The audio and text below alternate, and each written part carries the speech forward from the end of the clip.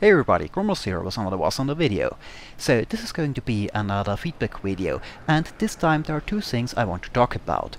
First, I want to take another quick look at the Enduring Confrontation mode, since we just had another test, and give a little bit of feedback about that.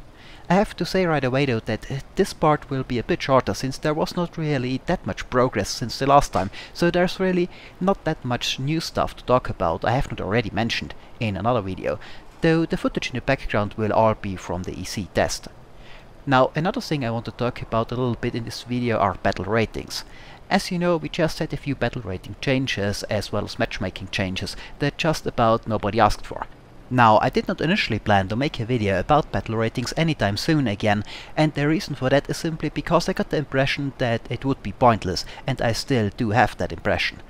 Now, if you may remember, this is not the first battle rating debacle. As a matter of fact, we already had a very similar situation last summer, over a year ago, and I did a video explaining why the way battle ratings are currently made does not work back then. So did RemJB even earlier, as well as Bismarck and many others. All of those were long and in-depth explanation of why the way battle ratings currently are thought up does not work, and those videos were of course not the only ones.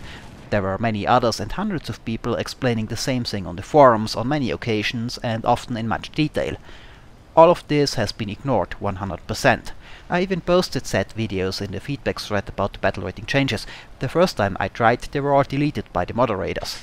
So I wasn't really in the mood to make another video explaining the same thing RemJB, Bismarck, me and hundreds of others have already explained 1.5 years ago again and have it ignored again.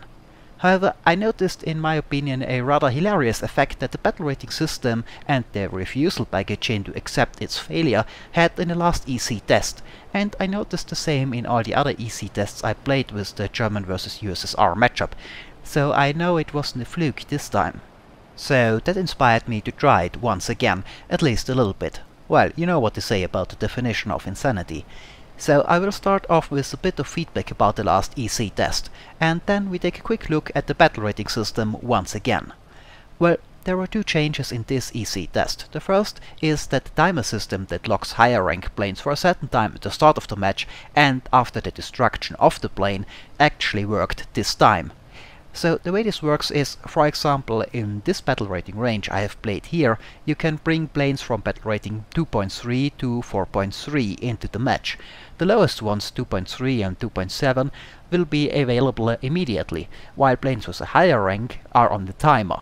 The higher they are, the longer this timer. The highest ranked planes in this lineup, the Focke-Wulf 90A5 at BR 4.3 for example, is on a 45-minute timer. However, you can reduce it by gaining points, achieving objectives, shooting down planes and the like. If you lose the plane, the timer resets. That is what did not work in the previous tests. So, in the previous tests, most people were pretty quickly flying only the highest ranked planes, as the timer would not reset, so as soon as you had it unlocked, you could always take the plane, no matter how often you used and lost it. Now though, if you lose the plane, the timer will reset, so you won't be able to use the highest ranked planes in this battle range very often if you keep losing them. You have to keep them alive. Now, so far I would say this system works pretty well, though I would wish it would not be based on the battle rating system in its current form. But otherwise it seems to have the effect I hoped it would have, and the top tier vehicles are actually pretty rare in those matches. And I think that rewards players for trying to keep their plane alive, and in the fight once they got a better one, because if they lose it, it will be a long time till they can get back into it. So I certainly like this part of the Enduring Confrontation mode, and as I have said in the past, I would like to see the system used in ground forces battles as well, so that we can have battles with tanks like Tigers and IS-2s without them being spammed. Though I understand that it would need some work to adapt the ground forces maps for this mode, as they are in my opinion in their current form not very suitable for it. Still, I think this mode would be a great addition for ground forces battles. Now, the second change from the last test was the introduction of additional ground targets, convoys, into the game mode. But I have to admit, I have not actually seen one. This feature still needs some work. It seems there are at the moment still very few of those convoys, and the missions to destroy them are not very obvious. There is a small note below the map that says destroy convoy at C7 for example, but not much more than that, and this one is easy to miss. In the game I played, I saw the message twice at the start of the game. The two convoys were then either destroyed or reached their target, and then there was no new convoy for the entire game, so I could never test attacking them. There definitely need to be more targets and missions like those convoys, and they need to be a bit more obvious, and more info needs to be provided about them.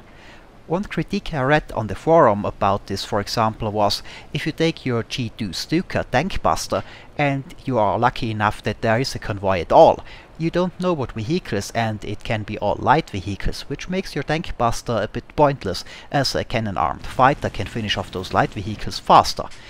So I would say there need to be more of those ground targets and convoys at the same time of different makeups, and there needs to be a bit more info about what this makeup is. So that, for example, if you have a plane that is good at destroying tanks, I can go hunting tank convoys and get a bit more points for those heavier targets. While with an attacker that is not so well suited to destroy tanks, but maybe faster, like say a Focke-Wulf or 90 F8, I can go for truck convoys in the rear of the enemy using my faster speed. Just as an example. Well, this feature still needs some work, though at least something is now available.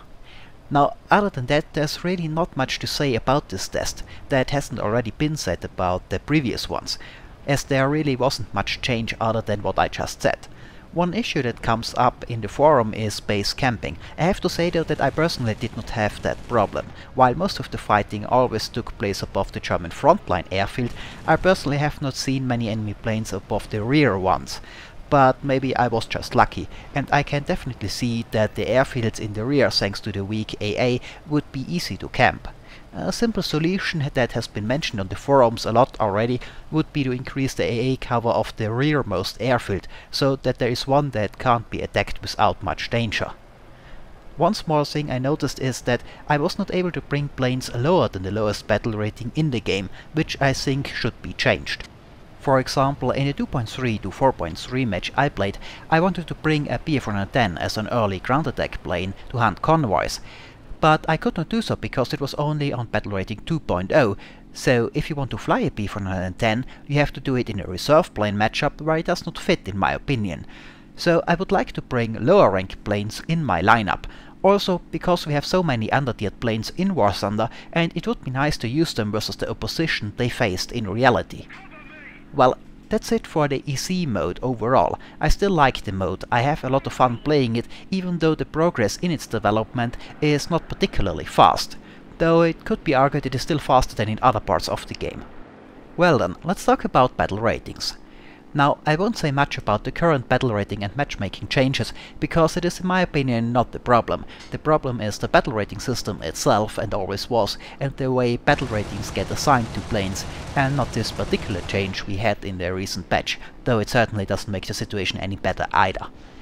Now, one thing I noticed when playing the Enduring Confrontation tests, especially in the USSR vs Germany matchup, is that in all the matches that I have played so far in this and earlier tests, the Germans won, and in most cases quite decisively, the match in this video for example by 40,000 points. Now, that is somewhat surprising, considering that within those battle ratings the Russian team has certainly access to better planes. Something I in the past often avoided to mention directly, as sadly some take that as an excuse to become insulting, which is counterproductive, and by the way, if you tried it in my comments it will result in a ban from the channel. But it is common knowledge by now that most fighters, with the exception of a few I-16s, all of them in the USSR tree are undertiered from both a historic as well as a performance point of view. So how come the Germans won all those EC games I have played in this matchup, and I played both on German as well on the USSR side? Well, the reason is in my opinion, funnily enough, the battle rating system shenanigans coming back and biting Gaijin in the ass. If you look at the footage from this test shown here, as well as from earlier EC mode tests I have done in the past, you might notice something. There are almost always more German fighters in those fights than USSR ones. In those matches I noticed that the German team has a tendency to stick together a lot more. They act more cautiously, usually not venturing over enemy territory unless their own is secure, and they help each other a lot more. In my experience, if you call for help in a German team in this matchup, you get help. You get it fast and you get a lot of it. As a matter of fact, I have not managed to respond to a call for assistance in this match fast enough to be there before 3 to 5 other friendly planes already arrived before me.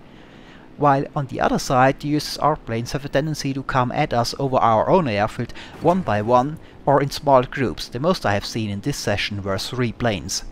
And then they get attacked by a numerically superior German force from above and destroyed. So why is that? Why is this difference in behavior? And again, I have seen this in all of the EC sessions with this matchup, less so in the Allied vs German one. I have played so far, even the first one where I played the USSR side vs Sheriff among others. Now, the teams have the same size. I heard some players have problems with joining progress, but I did not in my games, and we had full teams on both sides all the way till the end of the session. So that's not it. The actual nationality of the players of course does not matter either, in case someone wants to suggest that. Both teams are international. According to the chat, most of my German team in this match was Russian, and I know some of the Russian team were German. So where's the difference in behavior coming from? Well, here's what I think the reason is. The imbalance of the battle rating system basically drained the German teams. As I've said, it is pretty well known by now that in a Germany vs USSR matchup, the Germans almost always get the short end of the stick when it comes to battle ratings. Yes, there are some exceptions like the MC202, but other than that one, on the same battle ratings you generally have newer, better, and that is the most important part, because of that, easier to play planes on the USSR side. Let's just look at a few examples. In the 2.3 to 4.3 matchup we have here, for example, the highest ranked planes for the Germans are the Focke-Wulf 490 and the Bf-409G2 and F4, planes from 1942 to early 43. For the USSR side we have the Yak-3 and the La-5FN. Those are from mid 43 to 44. And that is about what you generally get in this matchup. The USSR planes that had about a similar performance than contemporary German designs will instead be placed against fighters about a year older. Now, when we have USSR planes that are considered weaker than its contemporary planes, this gap gets considerably larger, and the matchups get just hilarious. Take the Lux-38 for example. It's a 1941 plane. It has a battle rating of 1.3. That places the plane at the same battle rating than the Heikel 112 V5 prototype, an open cockpit plane from 1937, 4 years older, which produces just 600 horsepower compared to the Lux 1100 and is armed with only 2 rifle caliber machine guns with an unimpressive ammo supply. So, long story short, if you fly a German plane in this matchup and the battle ratings of the enemy planes are the same than that of your plane, you will generally fly an older plane than your opposition. Now, does that mean you can't defeat them? No, of course it doesn't. A good pilot will still have the upper hand. But what about just an average pilot that just plays for fun, that doesn't plan on becoming the world's foremost expert in World War II fighter tactics? Now, what if such an average pilot in, say, his Bf-409G2 will meet the La-5FN on the same battle rating? The La-5FN turns better, it rolls better, and it is faster than his Bf-409G2.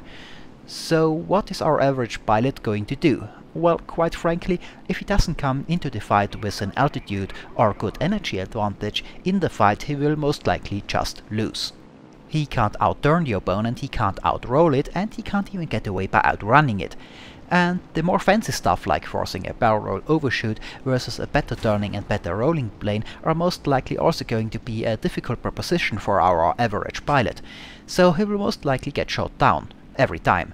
And if you take a look at the matchups a bit further up, the Bf-409G10 versus La-7P20, or further down, say the Yak-1 versus a Bf-409E3, it is a similar story every time. So what is our average pilot going to do? Well, there are pretty much 2 basic possibilities. One is he says to himself, well, F this, if you can't beat them, join them. And the next time the matchup comes up, he is sitting in the La-5FN himself. That way he doesn't really have to learn anything new and still get a reasonable outcome. He can just fly straight toward the enemy. If he now meets a Bf-409G2 at a similar energy level and the pilot isn't better, he will most likely win. That way he won't become a great pilot, but he will do okay without much effort. Now option 2 is, he thinks to himself, okay, I can't beat those planes in a straight up turn fight, so I guess I have to be more disciplined, be careful when to engage, try to get an altitude advantage, stay with my team, and all those things. And that is what we have happened in Warthunder in these matchups since years by now. Thanks to being pampered by the battle rating system, many pilots don't have to improve when flying USSR 3. Be careful, disciplined or anything like that. So many players, not all, but many, don't improve, don't learn new tactics because they don't have to. You can do okay, not great, but okay by just flying straight at the enemy and turn fighting with the first plane you find, as long as it isn't Japanese. While on the German side in this matchup, if you try that, you will not do just okay, you will get destroyed. So you either get better or you play another tree that does not require that. And that is what leads to a higher percentage of careful flying and teamwork in the German tree in this matchup.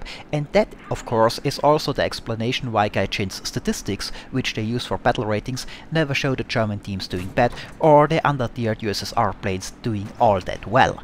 And that is of course yet another example of why the current stats-based battle rating system simply doesn't work. And the EC mode turns out to be just different enough from the normal mode that this difference in team play and discipline ends up not just countering the low battle ratings, but giving the Germans an advantage. So what is Gaijin going to do now, if it turns out that the German teams win most of the EC matches? Reduce the battle ratings of the Russian planes even more? Now, that is of course not the only issue that shows the problem with the battle rating system in its current form. There are 4 more obvious ones. The best one from the recent patch is, in the simulator battle mode at least, the captured Japanese F4U Corsair. That is right now on battle rating 2.7. That is not just lower than the US Corsair, but lower than the US F4F Wildcat. Now, Gaijin announced that in the future identical premium planes will have the same battle rating as their counterpart in the normal tree, but the fact that the captured F4U ended up in this low of a battle rating, lower than the original, which is already too low, should have been a red flag to Gaijin, an absolute obvious sign that the current battle rating system simply doesn't work.